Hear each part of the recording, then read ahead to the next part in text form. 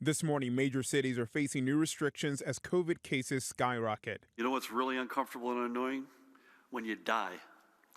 That's my answer. Health officials in Philadelphia are announcing more closures today.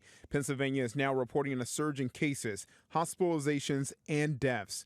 In Washington state, indoor dining is now banned. The governor is also cracking down on gatherings, including private parties. Indoor social gatherings with people from outside your home are prohibited unless they quarantine for 14 days. Michigan's governor issued a new emergency order Sunday, canceling in-person classes at schools and colleges and shutting down group classes at gyms, as well as casinos and movie theaters. The so-called 3-week pause begins Wednesday, but is already drawing criticism from one of President Trump's top health advisors. Dr. Scott Atlas responded to the announcement by tweeting, "The only way this stops is if people rise up." The tweet quickly slammed by critics, claiming it incites violence. It comes 6 weeks after Governor Gretchen Whitmer was the target of an alleged kidnapping plot. We know that the White House likes to single us out here in Michigan, me out in particular. I'm not going to be bullied into not following reputable scientists and medical professionals. Atlas denies he was suggesting any kind of violence.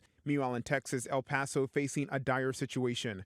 Coroners so overwhelmed by the influx of COVID victims that prison inmates are now helping move bodies into mobile morgues. In New York, officials outraged over scenes like this.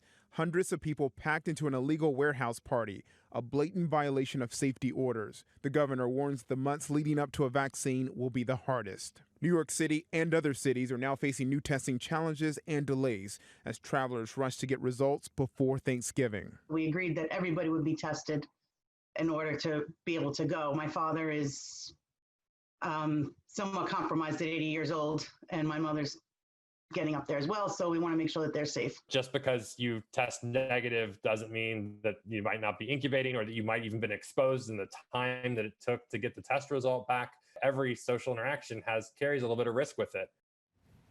And North Dakota is one of several states in the middle of the country where hospitals say they're overwhelmed. Listen to this. There was only one ICU bed available Sunday in the state's capital, Bismarck.